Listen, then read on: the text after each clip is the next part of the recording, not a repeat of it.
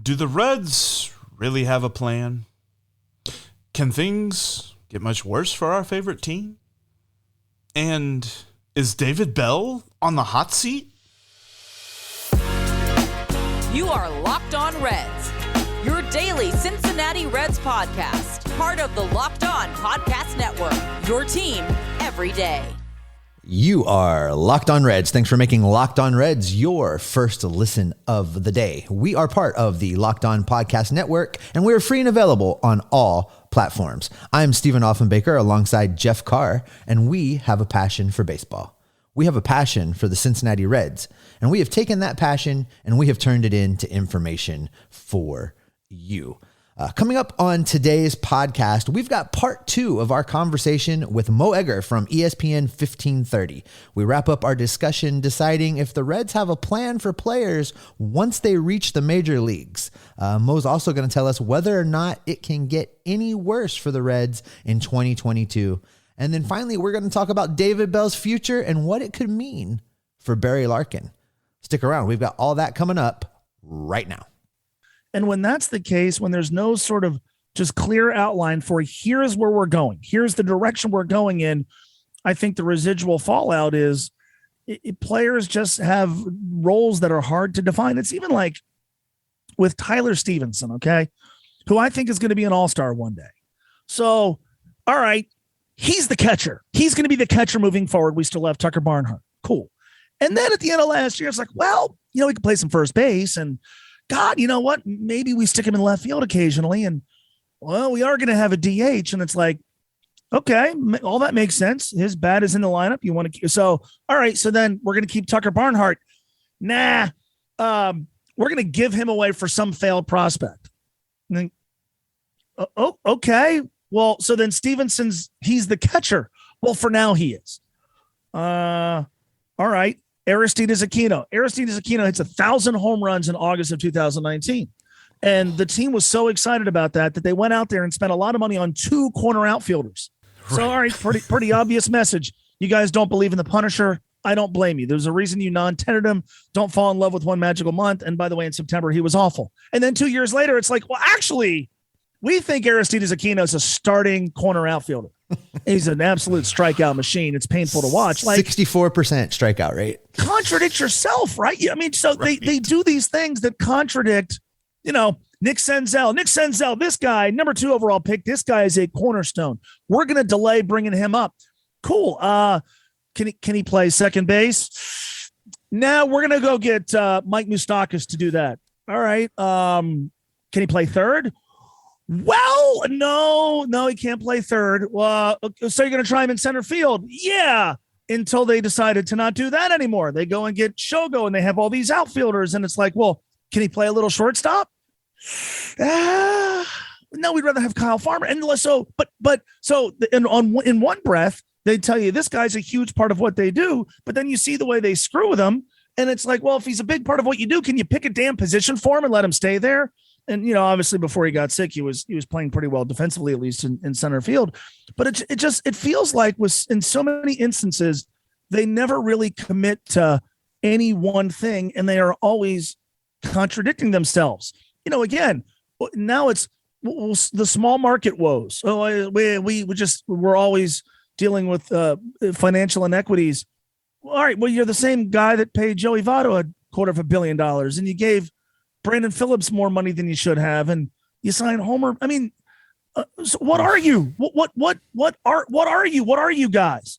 And that to me is like the biggest frustration for me is like, I know what the St. Louis Cardinals are really good. They're good at cranking out big league caliber players that get to St. Louis. They have clearly defined roles and they have success. They've had no 90-loss seasons in the last 3 decades. That's amazing, man. That really is. Might not like to hear it. I know what they're good at. I know what the Tampa Bay Rays are good at. They're good at exploiting efficiency. They're great at that. I know what they're – and, does it sort of suck that they trade away their established players right at the peak of their value to a degree, but it works for them. They compete in this division that has Boston and New York, and so I know what they're good at. I know what the Dodgers are good at. What are the Reds good at? Organizationally, what do you hang your hat on? Where's their bread and butter? Where's the identity? And I brought this up on my show 5 or 6 years ago. Sports Illustrated had the Cardinal Way on the cover, and everybody here got mad. And I'm like, why are you getting mad? Within those pages is probably a blueprint. Maybe the Reds should copy that and utilize it. What's the Reds way? What is the organizational identity? What are they really good at? And I think the answer right now is I don't know, and that's a problem. Yeah, no, I agree, because looking overall, when you talk about getting rid of Raisel Iglesias and Archie Bradley at the beginning of last year, and then going through the entire season saying, hey, it'd be nice if we had a couple of bullpen arms. It's like they seem to find the one part of their team that then becomes an even bigger weakness after they've already messed with it. Because like we were talking about with left-handed pitching, that's been a terrible any offense whatsoever has been a struggle up to this point. And I know we've talked a lot about front office and ownership and things like that, which are not everybody's favorite topic to talk about with baseball. So let's look on the field for a second. And let's ask, can it get much worse than this last week? No. I mean, that was, I hope not. And what sucked about it is we should be talking about Hunter Green and what he did on Saturday night, because for 5 innings, I mean, it was, I'm old enough to remember Dwight Gooden, and that's what comes to mind for me. It reminds me of Dwight Gooden as a rookie. It's things in sports don't live up to the hype. And by the way, I mean, again, not to go back to last Tuesday, but Sunday night and Monday, there was excitement. Maybe not so much for this team, and maybe not so much for this version of opening day, although there was certainly excitement for it. But holy crap, Hunter Green, did you see his debut? And for 48 hours, that's all we wanted to talk about. And then that went away. And all right, so then Hunter pitches on Saturday night, and he's transcendent.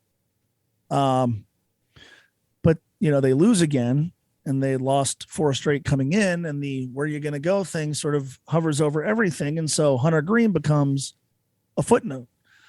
And that sucks. Like, this is the payoff. We've been waiting for this since the before they drafted him. Can't wait till this dude gets to Cincinnati. Holy crap. I mean, even like when he finally pitches at home, if things continue to go the way they are, that's not going to be the event that it should be. That should be an exciting thing. And cold water has been dumped all over it. And that sucks. But no, it's the roster. The holes in the roster have been exposed. The injuries have certainly not helped. For like the 8 millionth time in my life, it feels like they're determined to play shorthanded because a guy got injured. And it just, if it could go wrong, it has gone wrong. And a lot of the things we feared about this team, namely how it would fare against lefties, the composition of the starting rotation and the bullpen, there's all those things have been amplified, unfortunately. Coming up, we have more with our conversation with Mo Egger as we conclude that today. But I've got to shout out Blue Nile sponsoring today's podcast. Whether she prefers a statement piece or everyday subtle elegance, BlueNile.com has fine jewelry options for every mom. Shop high-quality classic diamond earrings, elegant tennis bracelets, or gemstone pendant necklaces. Celebrating the special woman in your life, on BlueNile.com, you can easily navigate thousands of fine jewelry options at every price point. Mark Mother's Day with something enduring. Classic diamond stud earrings, elegant tennis bracelets, birthstone pendants, and so much more are on BlueNile.com. BlueNile.com is the original online jeweler. Since 1999, they've helped millions of couples create their perfect engagement ring and given plenty of moms plenty of smiles on Mother's Day. So this Mother's Day, give mom something she'll treasure forever with fine jewelry from BlueNile.com. And Locked On Reds listeners get $50 off $500. This podcast exclusive is only going through Mother's Day. Use code LOCKED ON. That's code LOCKED ON. Plus, every order is insured, ships free, and arrives in discreet packaging that won't give away what's inside. Shop stress-free and find your forever peace. Go to BlueNile.com today. And thanks for making Locked On Reds your first listen of the day. For your next listen, Check out the Locked On Now podcast. Recaps of MLB games with analysis from our local experts every day in under 30 minutes, taking fans through the season like no other network. Free and available wherever you get your podcast, just like Locked On Reds.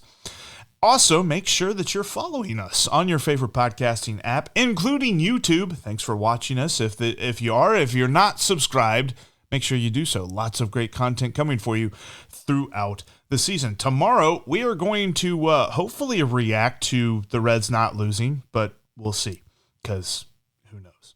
Anyway, let's get back into our conversation with Mo Egger. Yeah, it's something that coming into the year, I said it's a lightning in the bottle team, but in the sense that there's a lot of bottles that they need to catch a lot of lightning, and it feels like all of the bottles have just been smashed this first week. Yeah. Yeah, and it's been a really ugly start to the season, and there's no gentle way of putting it, and I certainly do believe they're going to have stretches in which they play pretty well, but I think you at least have to explore the possibility of what does this look like if it keeps going this way, right? Go back to 2018.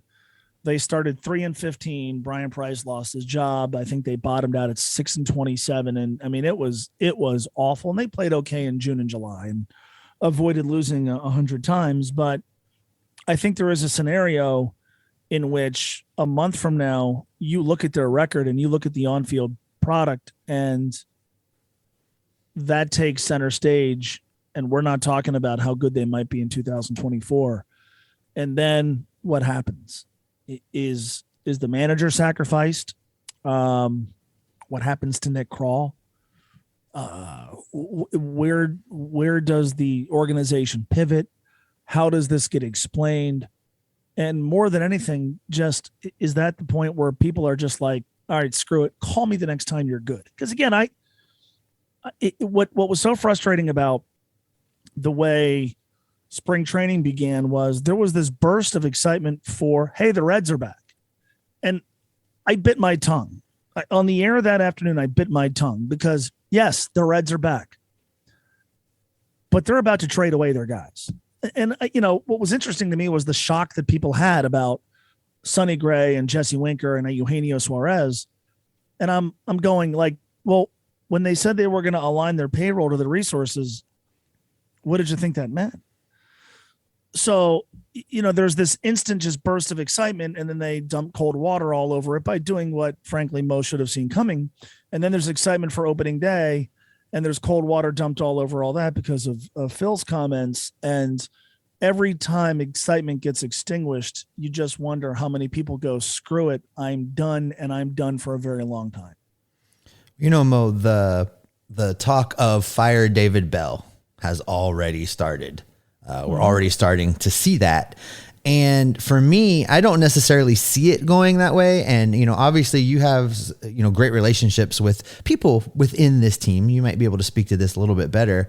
I don't ever see them firing David Bell. I could see Nick Krall being the sacrificial lamb. But at the end of the day, with the Bell family ties to the Castellini Group and the city of Cincinnati, I see a promotion of sorts for David Bell. Move him up into the front office, move him out of the dugout.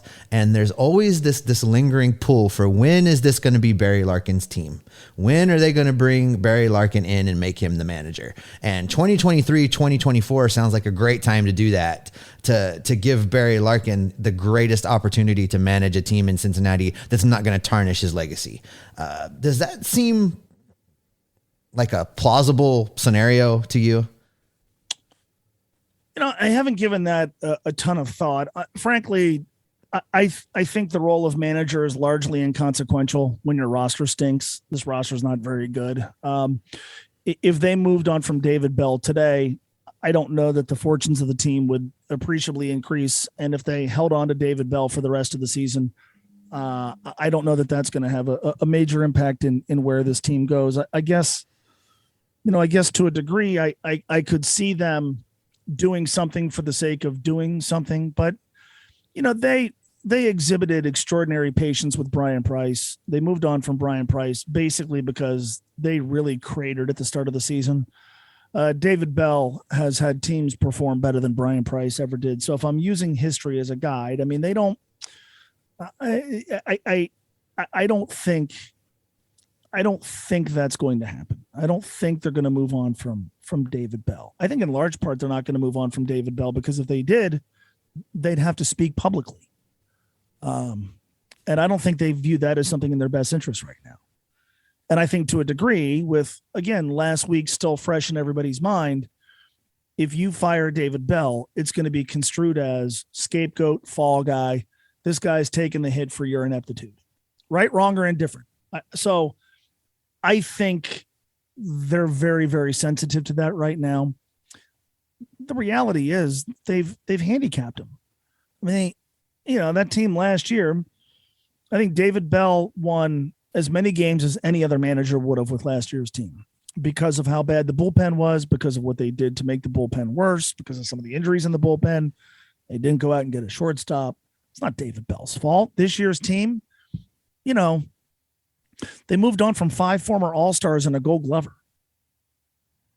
That's a fact. Now, you might say, well, some of those All-Stars weren't good anymore. They were overpaid.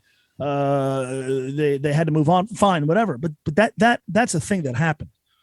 The optics of that, we're going to take away 5 former All-Stars and a former Gold Glover. We're going to get off to a bad start, and we're going to blame the manager. What are we doing? So now, in terms of Barry Larkin's role, I don't know, man.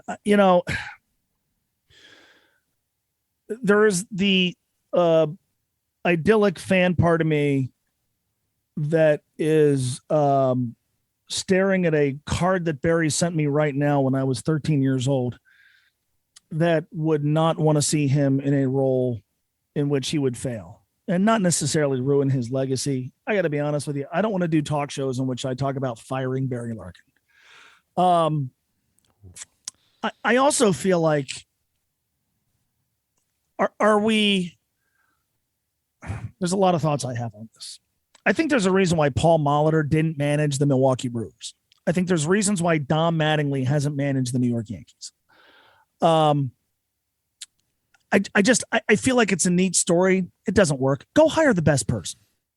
Coming up, we will have the conclusion of our conversation with ESPN 1530's Mo Egger. You can guarantee it is going to be a very healthy conversation about the future of David Bell and what it could mean for Barry Larkin. And if you want to get your diet healthy and if you want to be healthy, head over to Built.com right now. Get yourself a Built Bar. Built Bar is a protein bar that tastes like a candy bar. It might even be a little bit better than a candy bar. You want to eat healthy. You want to have a great diet. You want to get in shape, but sometimes it's just so hard. And by the second or third week, you're ready to just give up. You're ready to go buy a candy bar. You're ready to go all in on the sweets. Well, Built Bar has you covered. Built Bar is covered in 100% real chocolate and tastes just like a candy bar. It has amazing health statistics. We're talking 130 calories. We're talking 4 grams of sugar. We're talking 4 net carbs for you folks that are doing the keto diet, and is jam-packed with 17 grams of protein.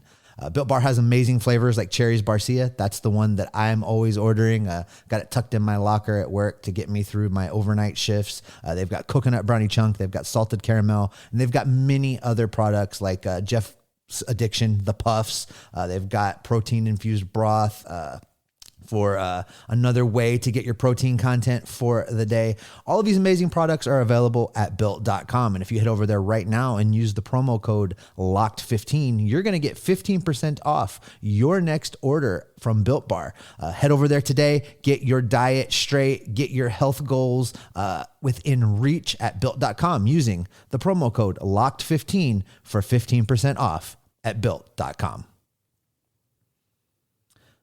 Make sure you're following us on Twitter. You can follow me at S. Offenbaker. That's with 2 Fs. You can follow Jeff at Jeff Carr. That's with 3 Fs. And you can follow the show at Locked On Reds. That's with no Fs. Also, make sure you are subscribed on our YouTube channel. There'll be lots of exclusive video content over there that you are not going to get anywhere else. If you're watching there right now, thank you so much. Make sure you hit that subscribe button down below so that you get all of the notifications for all of the bonus content as it arrives. All right, coming up, we're going to jump into our conclusion with Mo Edgar talking about David Bell being on the hot seat, possibly, and talking about a potential replacement if he were to go. Let's finish up with Mo right now. I would say this often when there was disaffection with Dusty Baker, and they elevated Brian Price.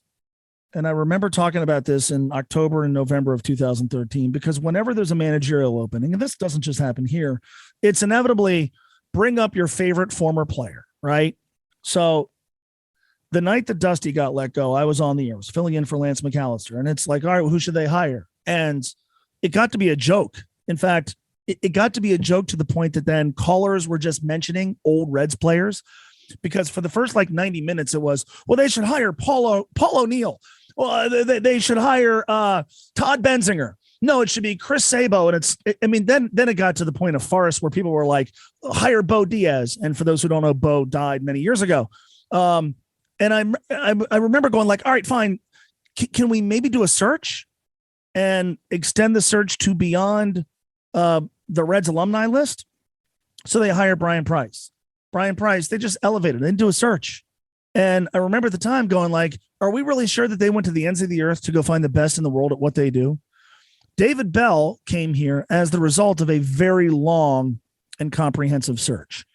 And again, you could argue they hired the wrong guy. That's fair. You could argue they hired a guy that they've never really equipped with a chance to win. I think that's fair. But at the very least, there was a search. And while David certainly has very direct Cincinnati ties, it wasn't like, all right, here's a dude from our past. Fans are going to love him. He's going to sell some tickets. He'll be the manager. So is the idea to hire Barry Larkin based on this will be a neat story and Barry can maybe sell some tickets and it's going to ignite some nostalgia for those of us who grew up watching Barry play? Or do we genuinely believe he is the best available candidate? And for me, the most Reds thing ever would be he's hired for the former and not the latter. If you go through a comprehensive, all-encompassing, and this is the frustrating thing to me about Nick Kroll. And I don't think Nick is a bad baseball executive at all. But Dick Williams leaves, and it's like, all right, do we get through the 2021 season and then launch into a search to go find the best in the world at what they do? In a climate, by the way, in which there's a lot of qualified baseball people without jobs because they got let go during the pandemic, do we go on a search to find the very best in the world at what they do and have them run our baseball operations? Or, Nick's already here. He's kind of doing both jobs anyway. You want to move into Dick's office, Nick, or just stay here? So did they really go on a search to go find the best and most qualified baseball executive? Doesn't feel like it to me. So with your manager, how about tapping into other organizations? How about looking at, I don't know, different ways to identify who the next manager should be? Does it have to be a former player? Does it have to not be a former player? Can it be somebody who has never worked or played for the Cincinnati Reds? Can it be somebody who has no managerial success or experience? Should it be somebody who has at least some managerial experience? Like, do whatever your next managerial search looks like, make it a search, because the idea that we're just going to elevate Barry Larkin strikes me as extraordinarily short-sighted. This franchise needs less short-sightedness, and it needs things that are more thorough and comprehensive and all-encompassing. Everything here, it has felt like for a very long time is sort of just close to home, right?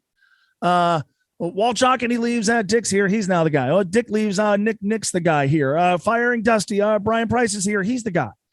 How about they don't like to go outside that bubble? Get outside your bubble. And, that doesn't mean Barry Larkin shouldn't be somebody you talk to. If he's interested in the job, yes, talk to him.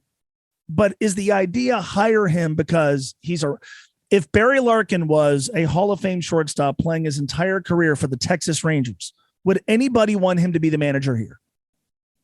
If the answer is no, then why do we want him to be the manager now or 2 years from now? So I want them to, and it's not just in any realm, go and find the best in the world at what they do and bring them here. If that ends up being Barry Larkin in any capacity, let's do it. But the whole idea of making Barry the guy, I think it's interesting that he's on television right now and not in an on-field or in dugout capacity. That's interesting to me. And what I wonder, does that mean we need Barry around? We want Barry around. We don't necessarily value him in terms of player development. And by the way, that might be the entirely wrong point of view to have. But we got to keep him around so he's on TV. I don't know. But again, if the idea is Barry Larkin should be the next Reds manager, is that based on your belief that he is the absolute best and most available, but more than anything, best candidate out there? And I get the sense that for a lot of people, the answer, if they're being truthful, is no. Big thanks to Mo Egger for joining us and for talking quite a bit about this Reds team that has given us so much to talk about and so very little of it being positive. And actually, Steve, before we close out today's episode, wanted to surprise you a little bit real quick with a little bit of Tommy Pham talk. How about Tommy Pham? He was a triple shy of the cycle, and I think he listened to the podcast yesterday. Oh, I heard the things he was saying about you as he was rounding the bases. It was not the booze from the crowd in San Diego. He had just finished listening to you and your disparaging comments about him only having one hit more than me and you. So he went out and took care of that. And, hey, I love to see it. If we got to see Tommy Pham turn a corner and catch fire and that can continue, if that's the new Tommy Pham we can expect, I'm all for it. But I'm not sure that's going to be the case, but I will take a 3. I'll take a 3 for 3 day. Let me tell you.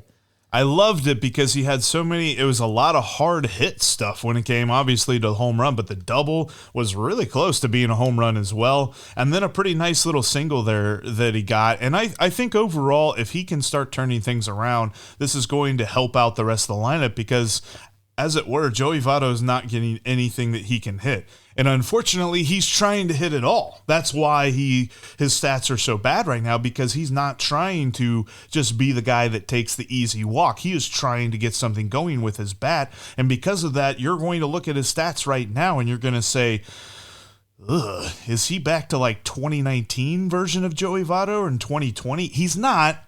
He's pressing. It's very obvious to me that this entire lineup is just so crazy tense, and it doesn't really help matters that they've got one bench player that they could turn to over the last couple of days, and he's the backup catcher. But I digress. We talked a lot about roster mismanagement on yesterday's bonus episode, go check that out. But overall, I want to see this because I feel like if Tommy Pham is getting right, the rest of the lineup is going to fall into place.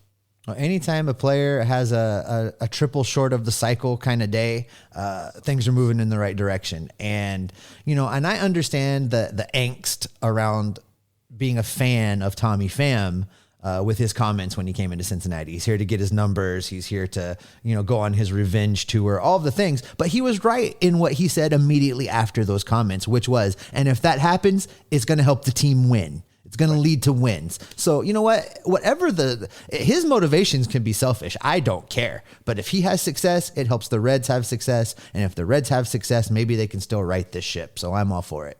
Exactly. And when your 3-hole hitter is hitting that well, it should really elevate the rest of your lineup. Although when your lineup is cobbled together like the Reds was last night, that's hard to do. Anyway.